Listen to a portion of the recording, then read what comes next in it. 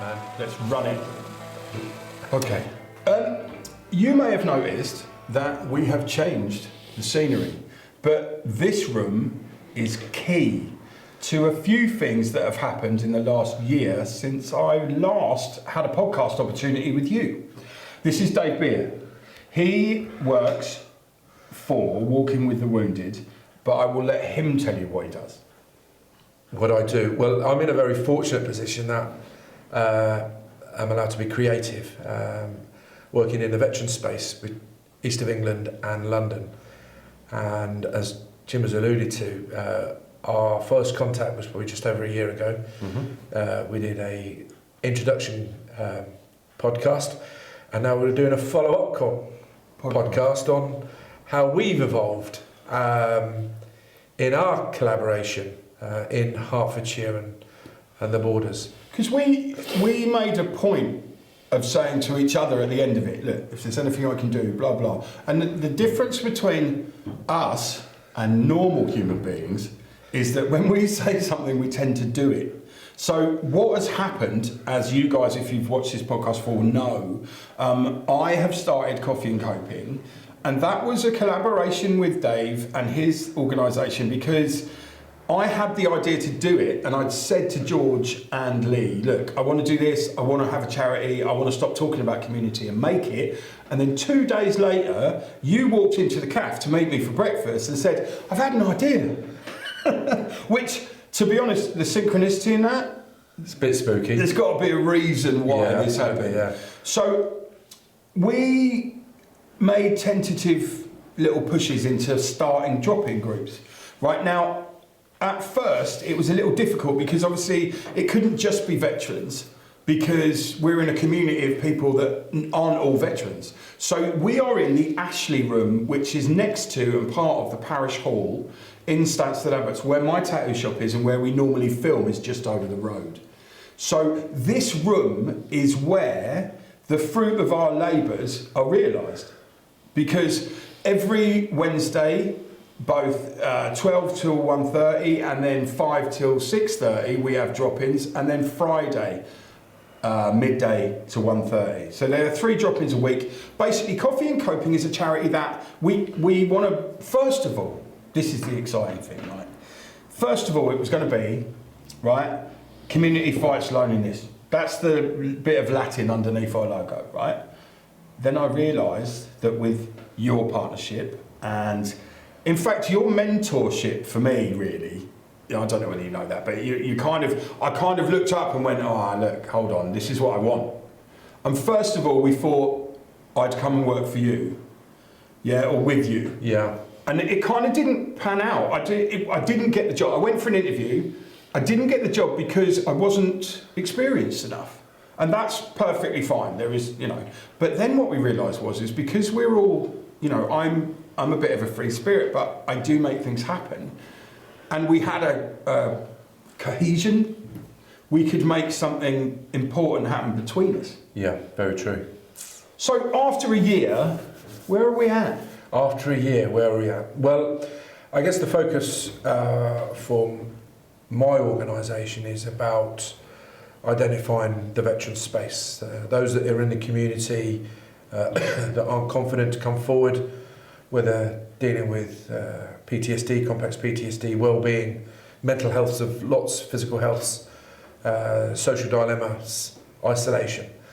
And obviously linking with your good self, Jim, the localism, the knowledge, the local knowledge, I felt that this would be appropriate to build a collaborative, which we've done and a year on. But what's really pleasing is that there were no rules. No. And good solid conversation led to somewhere to meet, an identification of your organisation, my organisation, Walking with the Wounded, and the opportunity for anyone to swing past. Now, anyone might know a veteran who's in trouble. Exactly that. There's the synergy.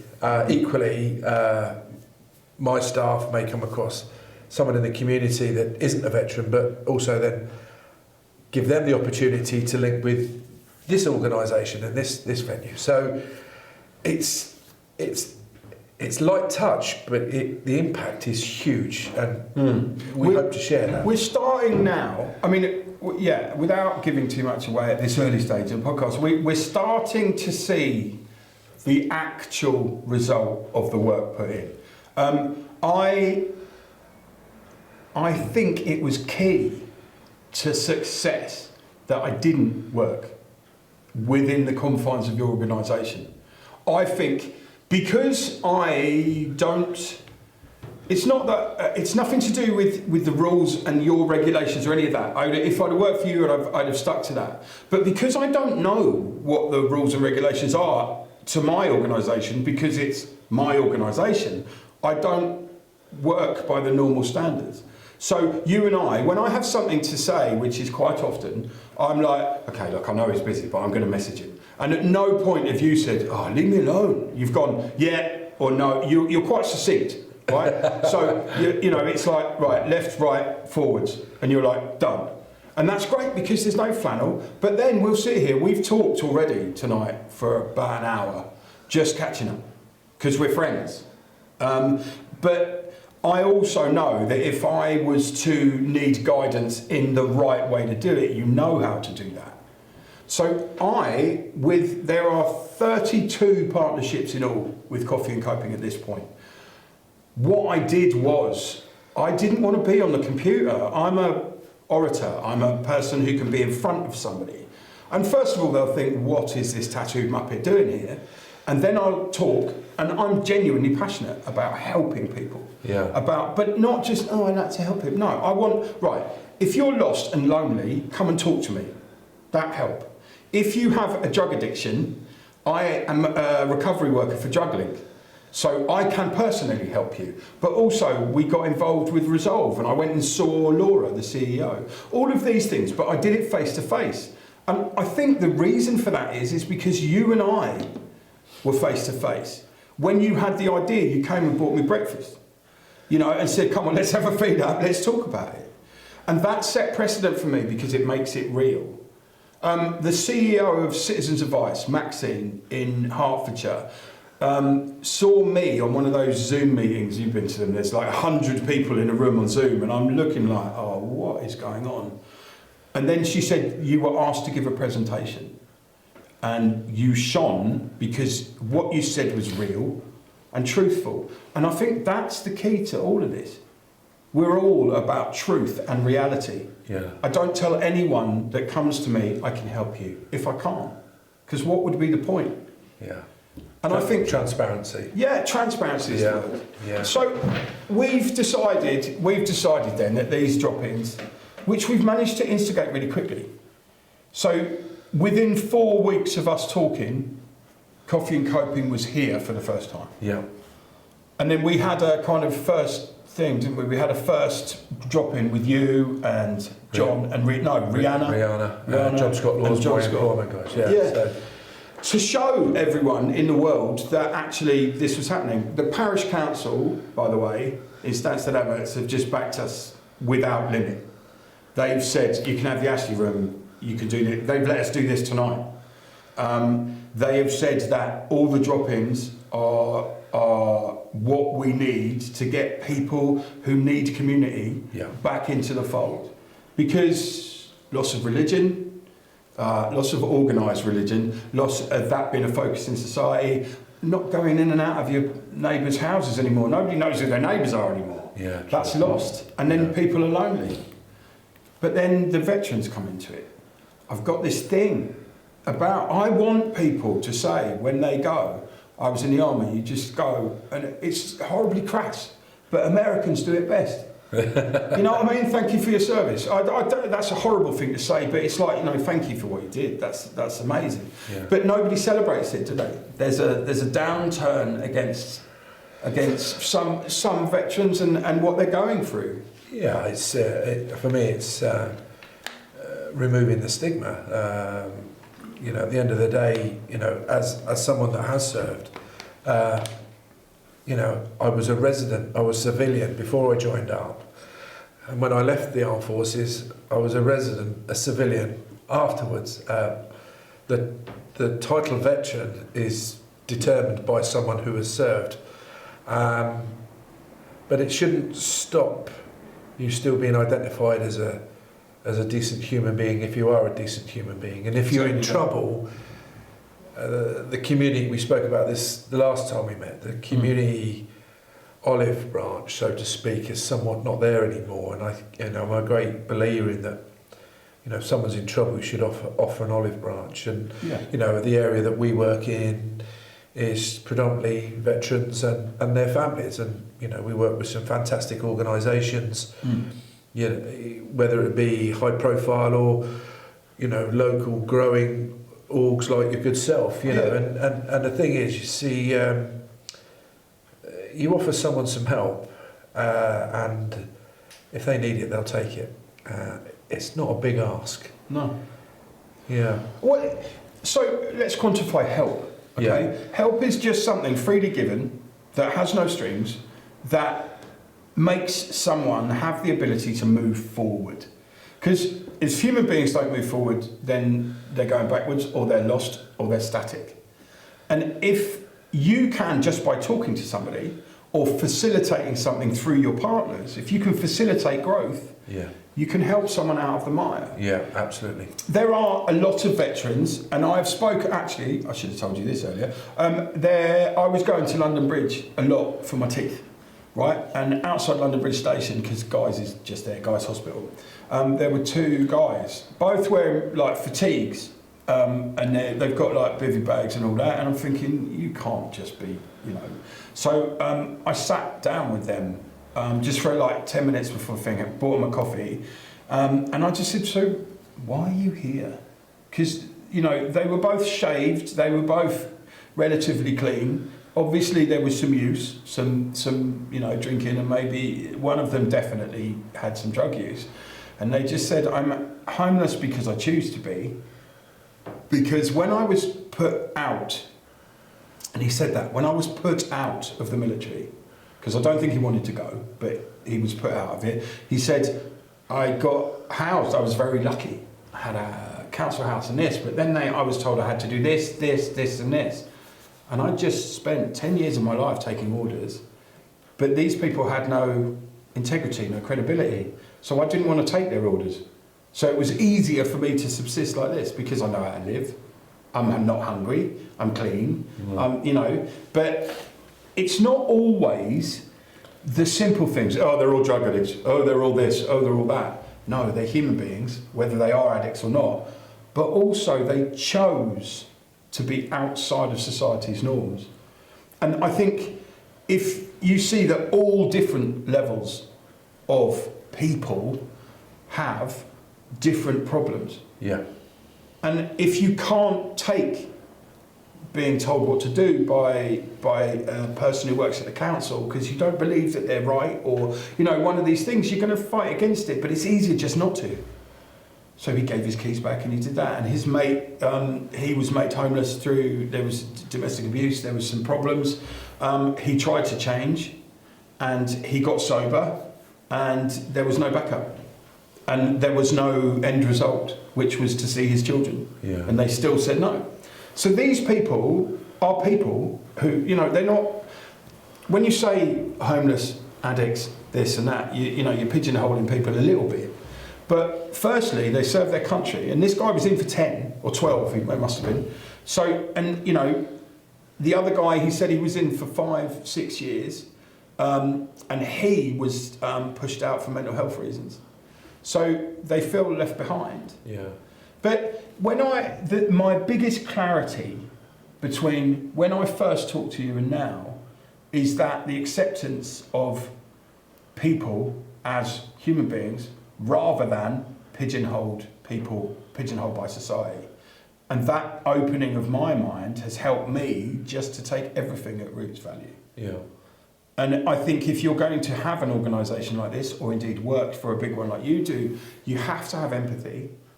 Yeah, absolutely. And you have to understand that helping is not providing. Yeah, it's not giving. It's not helping. Empowerment is about providing structure to succeed. Yeah, a pathway. Yeah. Lay the bricks, let them walk on them. Support building that road, that pathway. Yeah, I'm a great believer in it. not one individual in a case makes that case. It's the individuals that make that case. But that's the key with op courage, right, and all that as well, which interested me the most, was op courage is the government legislation to help. It's a strategy where the NHS identifies and supports with mental health of veterans. Walking with the Wounded is a key partner nationally with the op courage. There's several other ops as well. But it's individual help. It's bespoke, yeah. Yeah. So everyone who comes to you who is helped has a caseworker, case notes, file. They know, what they need and where they're going for each person. It's not like, oh well, they're all veterans. We'll just do this. Oh, it's all bespoke. Very bespoke.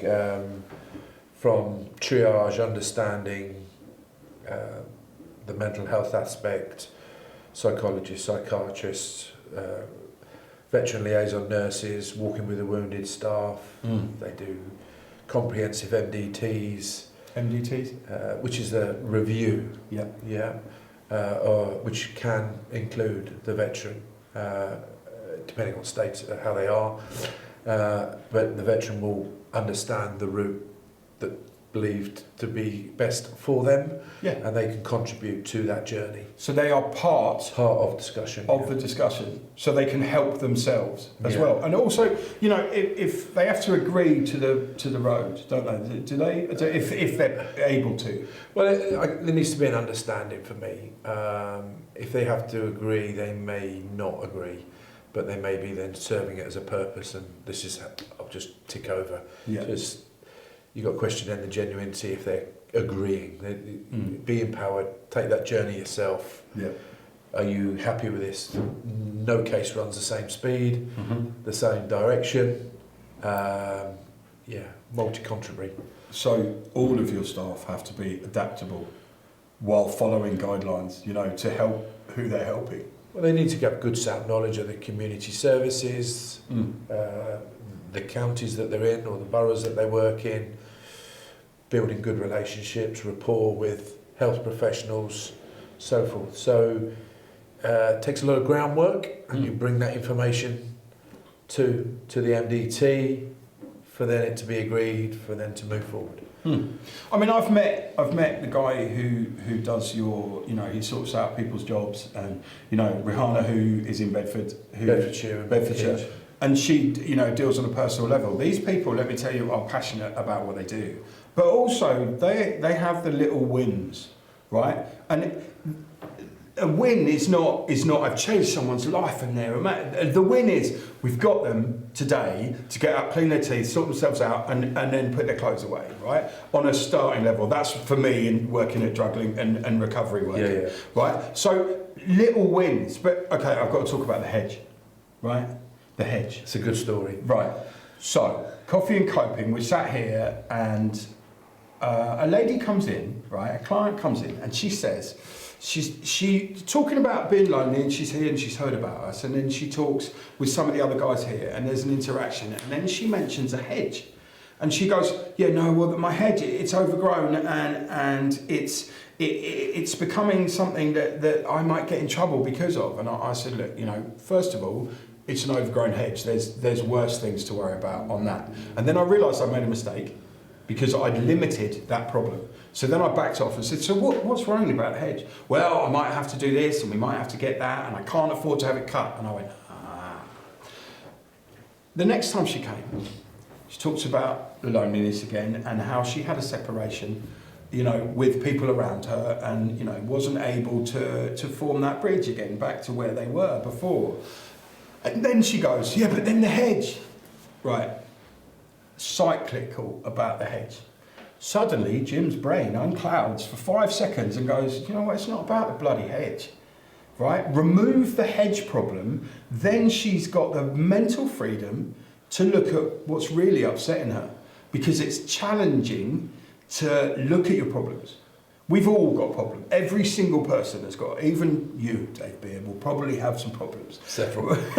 I'm an addict. I'm 15 years abstinent. We have all these things, but this woman's focus was on a hedge and it was overgrown and she may get into trouble with the council. So I just said off the cuff, right, which I said, well look, we've got some charity money, why don't we give you a little grant and I will pay Alex, who is my friend, who's a tree surgeon, and he'll come and cut your hedge. And she went, oh, I can't take that. And I said, well, we're a charity, this is what that is. But I can tell you now, once I've cut that hedge, then you and I can have a conversation about what's going on beyond Hedgegate. And she said, okay. And she was really sceptical until Alex and I went up to her house. And it was just getting dark and she said, well, you can't see it. She was almost pushing us away, saying, well, it's almost winter, it won't grow back and all of this. And I just said, let me do this for you, right? This isn't about money, the money's important. Like, Alex will come up here. Alex and her got on house on fire. Alex the hippie, he gets on with everyone, he's a lovely bloke. And he just completely played a blinder, knew exactly what to say. And then I said, okay, and I said to Alex, is this cool? And he went, yeah, that's fine. I paid him, and then 3 days later, he sent me a text going, I'm going to do the hedge. I'm like, brilliant. Hedge was done this week. Lady walks in today and goes, I don't know how to thank you, you've taken away the hedge. And I'm like, okay, cool. So what else has happened this week? I had a sixth sense. And she said, well, I had a relationship, and I'm not going to give you details, but I had a relationship with a significant person in my family, and that was fractured. But I never, ever said to them that I missed them. And then this other person who is also in my family was, we talked, but it was, a bit off. And I think I've done something wrong. And I said, okay. This time she came in, she said, I told this person that I missed them. And I went, right. And she said, oh, the other person, I asked them what I'd done wrong, and they looked like I'd slapped them because I hadn't done anything wrong. And I said, so what does this mean? Does it mean that once the hedge has gone, you could concentrate on the actual problems? Because what you've done is you've invested so heavily in this hedge. And now we've removed that problem, you could address it. So, long story short, one of the people has then bought her this ballet experience to go, because she was a ballet teacher. They're going to see somebody famous ballet people doing Swan Lake, and they're having a spa day. And the other person that was disjointed is now part of her life every day. So what she needed really was to get rid of the hedge and then understand that she was free to ask the questions she wanted to. Now, it's really difficult to see where the hedge comes in. But when somebody is mentioning that all the time, right, that's their focus, that's their problem. You remove the problems you can and let them get to the reality of it. Mm. And that's my first win. Well, it's not my first win actually, but that little wins are what we do this for. Yeah. And wins aren't getting a big grant or getting money or getting this. Wins are people receiving their help. Yeah, very true. I just think that, and also, I mean, you've been in a situation where you've found the right thing to do at the right time because your gut's told you what to do. Yeah. You must face that daily. Quite regularly, but the fact is the team, they're from many chapters and factions of life and life experiences, lived experiences, and they really do bring that to their role. Mm. And if there's something new that the team hasn't experienced, we meet weekly and talk as a collective. So we mentor, we guide, we support, work smartly. So that practice proven, but equally it's still bespoke. So it's based on the information that you've got, and you draw from your relationship with the veteran. Yeah, it's very, very fulfilling. Very fulfilling. Let's find out the reality of these things, right? So, what made you make that phone call and come to that cafe and buy me breakfast and talk about this? I believed, well, there were several kind of light bulb moments, and it was always about the fact of your passion and your intention. You have not a self agenda, you have an agenda. Mm. And the big thing with me was dealing with isolation and identifying those that need support, which is essentially what any decent human being wants. I'm a great believer of that. Equally, rather selfishly, you're placed in one of the harder to reach but yet most affluent counties in this country, Hertfordshire, and I thought, well, this man's got local knowledge, and you learn from local knowledge. And Hertfordshire, we're finding, I don't know why we're finding it difficult to identify veterans, because we know there's veterans here. There's data identifying veterans in. Now, you are an affluent county, but equally there's also areas in Hertfordshire that aren't affluent. And again, you need to explore that. Yeah. So if a conversation cost me a couple of quid, this is where we are now, over a couple of coffees and a breakfast. So if you never ask the question, you'll never find out. And if you ask the same question again and you get a similar response, then in my eyes there's a genuine thought process. I think... Does that answer your question? Yeah, it does. And I kind of wanted to ask that, and I should have just asked it privately, but obviously I'm going to do it in front of the camera. But, so, Lee and I, doing this Coffee and Coping podcast, we suddenly realised that every single time we did a show, we came up with the same reasons for things happening. Yeah. So we talked to you, we talked to Chris Sibley from the Ollie Foundation, and we talked to like a lot of different charities and people who were literally out there doing it, front line. And we were sat at the back going, this is all about community, lack of community. And the trouble is, and it's really frustrating for me, is that the buzzword at the moment for the media and all of that, they're all talking about community. They're all talking about, well, with this and that, but they're not mentioning why community's lost. They're not mentioning the loss of community, the loss of, so the whole thing about this was Somerset. I grew up in Somerset. Yeah, this woman, Violet, would come into our house every other day going, Ness, which was my mum, I'm taking some sugar. I haven't got none. I'll sort you out. And my mum would shout from wherever she was, yeah, Vi, on you go. And it was a bit like Somerset version of the craze. Everyone loves their mum. They're all in and out of each other's houses, cleaning each other's doorsteps. Well, that isn't a narrative. That's the truth. That's what happened. Yeah. But we happen to live in the vicarage, because my dad was that. But nowadays, I know one of my neighbours. There's a really old veteran, lives next door. He was Horse Guards, and he's a proud man. He was very wealthy when he came out, set himself right up. And now he's very old and cantankerous and excellent to talk to because he does not give a monkeys about anything.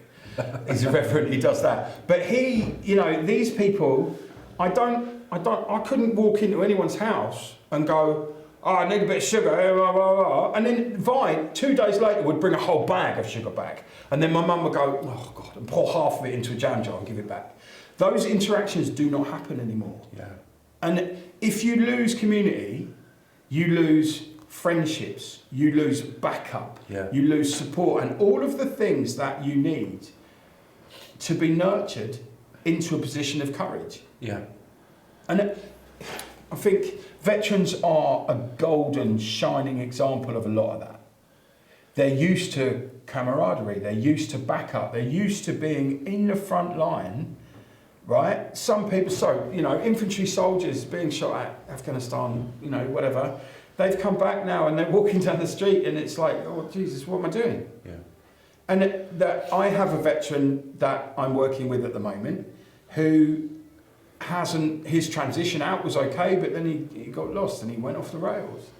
But as a human being, he's inspirational. The things he's seen, I couldn't cope with that. I couldn't cope with that frontline thing. But he does cope, and he's very calm. But he's now in a situation where his life has not gone the way he wants it. Very true.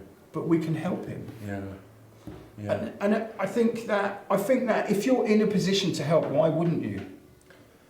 And if you're in a position to help and you're in a community, it doesn't hurt just to open the door to a few people. Well, the irony of the armed forces community is that you do look after each other, and it may not be half a bag of sugar, but it could be a pot noodle from the naffy. I don't even know if the naffy's around anymore. But it is that all-encompassing friendship and support, and everyone takes different routes, and transition is an example of everyone. You leave that gate and you go, and your route is very different. And I'll give you an example. I was at Bassenborn today, a health fair organised by the PT branch, big establishment on the Hearts Cambridgeshire border, Bassenborn. Mm-hmm. And I probably spoke to 17, 18 serving personnel. Okay. And all of them were leaving the armed forces within the next 6 months. Okay. So it encouraged conversation. Yeah, for sure. Did they have get out plans? Did they? Interestingly, they all believed they had get out of jail cards, so to speak. Yeah. But when you dug a little bit deeper, it was very shallow, and I mean that fondly. Yeah. And so, I introduced the organisation. Mm. Some people knew us as doing expeditions, which are, fantastic, but actually our core work is mental health care coordination and employment. Yeah. And so I gave an overview of the org, and their ears pricked up, and I guided them through the brochures and the website. And, I said, if you get stuck, you know where we are. Equally, if you've got an oppo that's stuck, introduce us to them and get them thinking about so forth transition. So they went away far more informed about the organisation, and I guess my approach in Hertfordshire is about informing more people about what we do and the options to contact us. We're there to be contacted, and if it's not our piece of subject matter, there's then always we know where to go. I mean, we've spoken about your veteran when in a better place could be supported by us, and equally when we've done our bit, we hand him back. Yeah. Fantastic. That's not working in silo. It's bizarre. Conversation creates further conversation. It does. Wait, before we get away from it, explain working in silo. Holding on to something that you feel compelled to hold on to when actually you're probably not the best person to do it. You could do part of it, and with a multi-agency approach, a holistic approach, the centre, for us being the veteran, for you being the resident person in the community, their journey would probably be shortened. They'd be more empowered, encouraged to then talk about their journey to others, which then brings other people into it. I find personally, people working in silo, their journey is extended. It's not always leading to a positive outcome. Yeah, because joint working. Yeah, if you have joint work, so partnership started with you and I, right? And we realised quite quickly that one, we could work together, and two, we could make a difference in both of our organisations, because I'm on the street, as it were. I'm feet on the ground. Yeah. And we were talking about there's this cafe called Sparks in Hatfield, which is run by Resolve, I think, but the homeless side of Resolve. Resolve are a charity who do drugs and alcohol counselling to get you clean, get you stable. Yeah. But they also run a homeless charity. So somebody goes and said, look, there's a homeless person who doesn't look well. They go and get them, see what they need. Obviously, they can't house everyone, but they can get the medical attention, dentists, all of that. Yeah. And they do that, and they run this cafe. So the addicts or the people who need it go to the local library and they get this ticket. And it gives you bacon butty and a cup of coffee. And then they can sit in a place where there are people who can help them. But also, there are others of the same ilk. So addicts like and feel comfortable talking to addicts because they've walked a mile in their shoes. Veterans very much seem to be the same. Yeah. There were 4 veterans that were pointed out to me who were homeless, 2 were addicts, 2 weren't. They were just on the street functioning, at whatever level they can. But they come there because they know they're safe and they can talk to each other. Yeah. Now, I work, as I've said, for Drug Link. I'm a recovery worker. I do 15 hours a week helping functioning addicts, giving them structure and places to live. But everyone in that structure knows what else I do. And they know my links to you, and they know my links to some other people. And what I'm finding actually is my partnerships, my face-to-face partnerships are helping my drug work, my coffee and coping work, and all of that. I've had one of our clients from here dealing with tremendous pressure. Just the beginning of it is undiagnosed Alzheimer's for her partner, who is elderly, octogenarian, and leaving the house at 4 a.m. on his own. We have got to the point where we've got a partnership with their GP. I've gone in there, I've said, right, this is on you, sorry, but it is. And all I can do is point out what the problems are. So, paramedic is going in there, social prescriber is going in there, and then the GP will then make sure there is a proper assessment. Now, all that was a conversation with someone I knew, but it's meant people are helped. I know for the veteran that I'm working with, I've spoken to you about it, you've explained where we can help each other and bounce back and forward to get him what he needs, which is to get clean, to get sorted out, to get a job, and then get his kid back. Yeah. This is real help. We're not talking about it anymore, we're doing it. And I think I can say this on camera with my hand on my heart, I looked up to you for your ability to do what you were doing. And whether you like that or not, that's the truth of the matter. And also, when we talk, it's funny because we both check in, right? We both check in, how you doing? How's your holiday? How's the thing? How's it going? And then we go, right, enough. Right, and then we get to the business of it. But it's important to have that check-in to make sure we're all right. Do you know what I mean? Because we have to look after each other as well. Because if you're not in this life, there's a thing called supervision, which is once a month we get on a Zoom meeting with a psychotherapist who checks in with us and knows our caseload and studies. Right? That's in juggling. You guys, you have a weekly team meeting every week where you back up your team if they don't know something or you don't know something. They can, life experience. Yeah. As long as you've got backup, you can help anyone. And if they've got backup from us, everyone's helped, everyone can be copacetic. It's not easy street, because life is not easy. Yeah. But if we can empower people to make the right decisions, and also from knowledge of what help's available to them, because you'd be amazed at who just, people don't know. I step across you there, but your local knowledge to Hertfordshire, the growth, the conversations that we have, Hertfordshire vet, okay. I know a man that might know where we can go with this as in community contact. Mm. So we'll share that detail.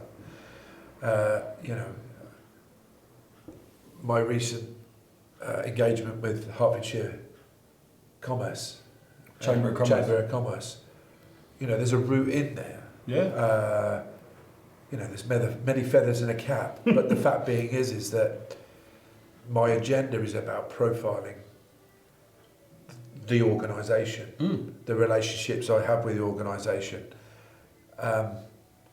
and it's top down and bottom up and in through the side. And if we impact on one person by this conversation, that's one more person than we thought we had. Yeah. One is not good enough for me. No. I believe for you as well. So it is about influences and going away and being aware of what can be done, and if it can't be done, we find out how to do it. Yeah. And I think that we have no boundaries. We're yet to push a boundary, because actually everyone we've engaged with has been really, really helpful. But that's what amazed me, actually, because I want this to come out the right way. I am just a guy. I'm not.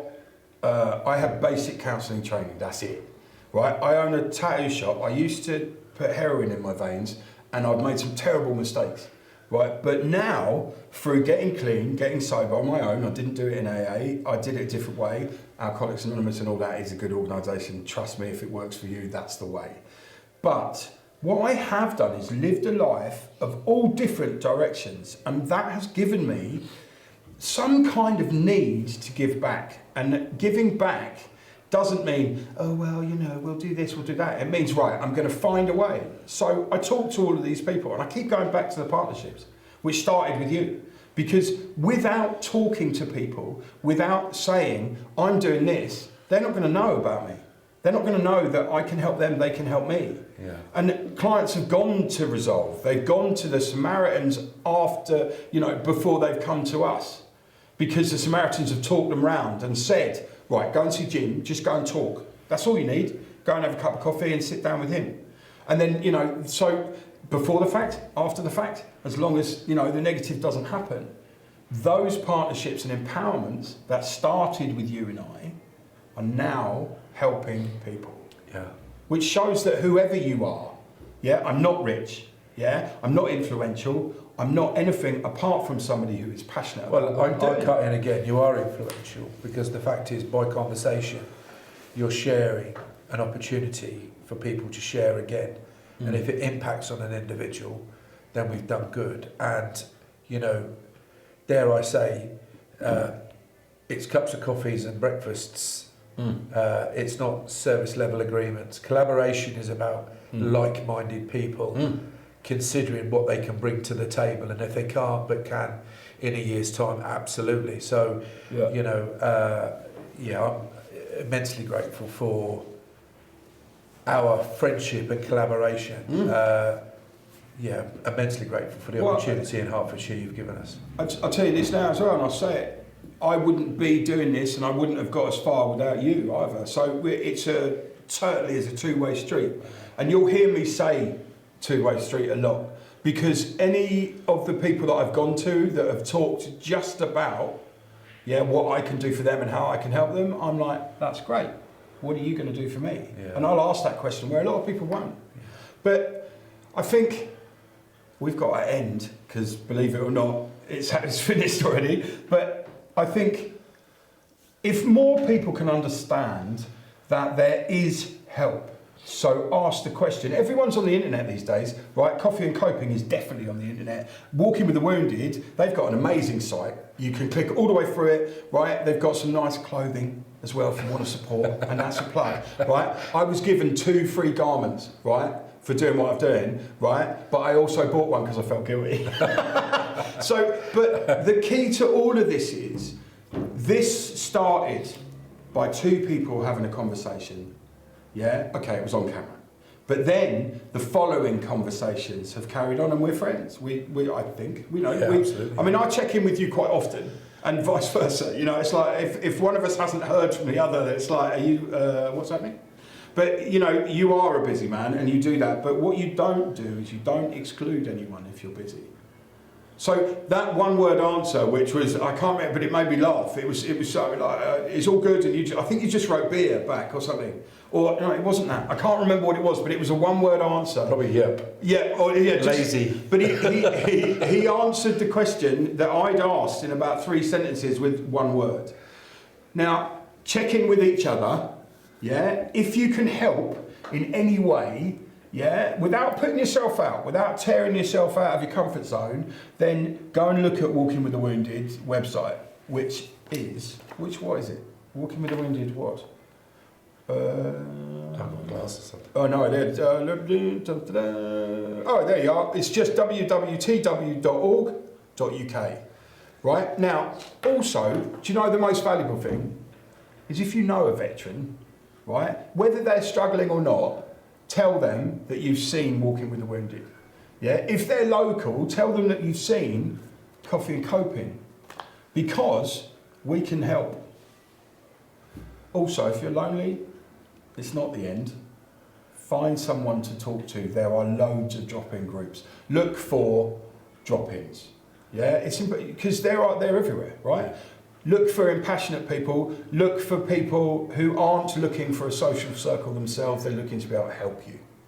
So Dave and I are going to carry on, and maybe in another year we will check in on camera if George is, still, affable to have us on his camera, and we'll tell you where we've got, because I guarantee we are going to carry on moving forward.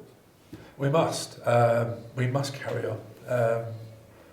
If we don't send an olive branch, no one will know how to reach it out. Mm. And You said that earlier. You said anyone who needs help should have an olive branch handed to them. yeah, And that's the perfect place to end. yeah. We'll see you next time on Coffee and Cocoa.